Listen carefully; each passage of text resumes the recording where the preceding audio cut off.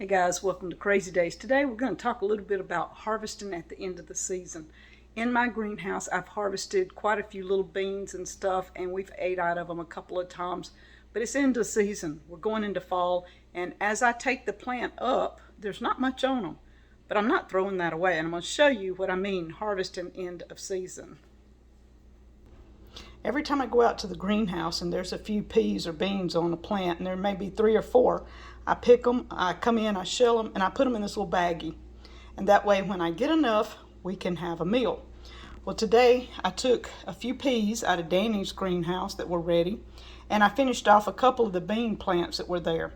So between the 2 of them, I should have enough to have a meal, which is awesome. We've got some fried okra, and we've got some Mexican cornbread, and some ham that's been cooked and stuff like that. So quite a bit of a meal here with just a few beans as a side.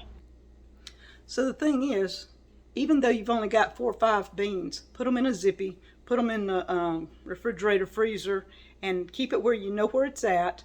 Every time you harvest a few, even if it's 1 bean, shell it out, put it in there.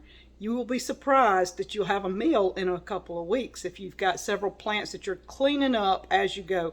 And that's what I do in the greenhouse. I go out there, I've downed a lot of plants, and I take off what's there and I put them in my Ziploc. That's all I do. And if you don't have enough for a meal, if you've got a big family and you're making a pot of soup, cook them, throw them in that soup. I'm talking, don't waste anything, guys. At this point in life, don't waste anything. Thank you guys from Crazy Days.